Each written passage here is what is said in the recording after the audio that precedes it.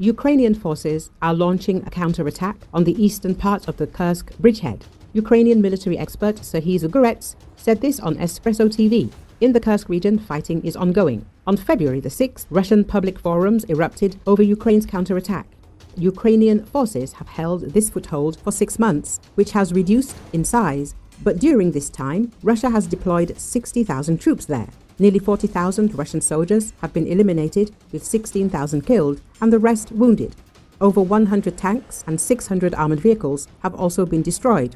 This shows that this area has become a focal point for many Russian, more or less combat-capable units that Russia is redirecting to this front, explained Zgurets. According to him, the Ukrainian defense on the Kursk front is holding a 500 square kilometer area. There is a northern, western and eastern part. In the northern part, the Russians cannot advance. The western part protects the route from Sudzha to Sumy. The eastern part is where Ukrainian forces are currently counter-attacking to expand the zone that prevents Russian troops from breaking through to Sudzha, Zgurets said.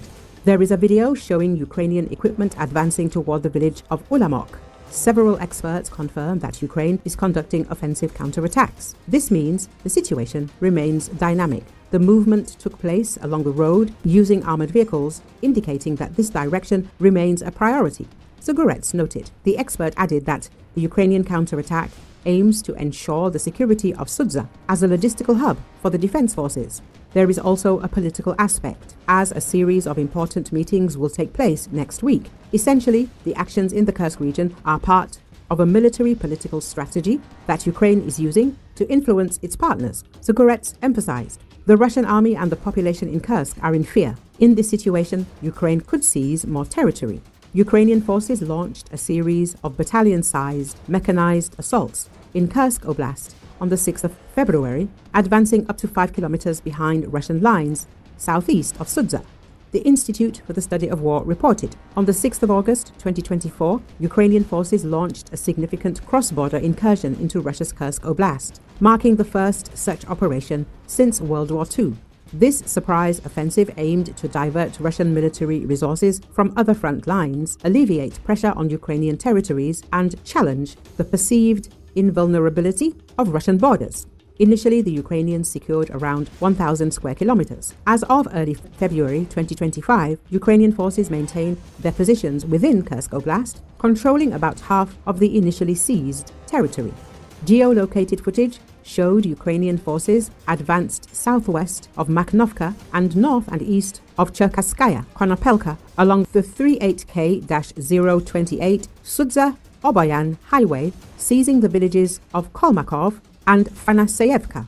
The Russian Ministry of Defense claimed Ukrainian forces attacked in several waves toward Cherkasskaya Konopelka and Ulanok, with up to 2 mechanized battalions of armored vehicles, stating Russian forces repelled the attack. Russian military bloggers estimated Ukrainian forces deployed 30 to 50 armored vehicles in the operation. According to these sources, one Ukrainian group successfully attacked from Makhnovka towards Cherkasskaya Konopelka, Fanaseyevka, and Ulanok, while Russian forces reportedly repelled another group attacking from Dmitriukov towards Ruskaya Konopelka.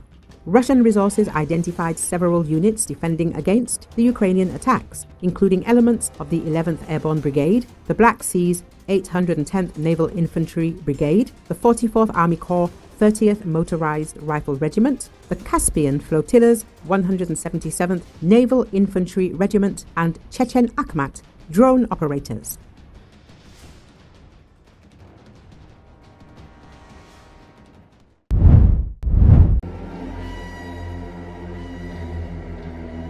The Special Operations Forces of the Ukrainian Armed Forces on Thursday shared a video footage of the military operations carried out in Russia's Kursk region since August, when Kiev launched large-scale incursion in the region. The video shows the capture of Russian troops as well as North Korean soldiers fighting alongside Russian army in the region. In its social media account, the Special Operations Forces stated that it used tactical groups, psychological operations units, the resistance movement and drones in coordination with units of the defense forces to put pressure on Russian troops and create conditions for the rapid advance of the main forces in the Kursk region. The Special Operations Forces revealed that its units entered behind enemy lines in Russia's Kursk region amid Russia's large-scale airstrikes in the Sumy region in June 2024, just 2 months before the start of a large-scale incursion into Kursk region. Operators of Special Operations Forces advanced across Russian territory in advance in preparation for the Kursk operation long before the world knew about the main offensive of the Ukrainian Defense Forces. Through careful reconnaissance and attacks on enemy rear structures, they destroyed key elements of Russian defense in the border region, the statement reads. Operations Forces said the destruction of Russian air defense systems and ammunition depots did not allow Russians to react quickly, adding that targeted strikes on Russian strategic targets and logistics made it impossible to quickly transfer reinforcements. This allowed the Special Operations Forces to deploy the main contingent of Ukrainian troops along the prepared routes. The August offensive in the Kursk region began with minimal resistance from the Russian army. This is the only time since World War II that foreign troops crossed Russia's borders. And its military-political leadership turned out to be unable to quickly respond to the changing situation and the asymmetry of the war, the military agency said.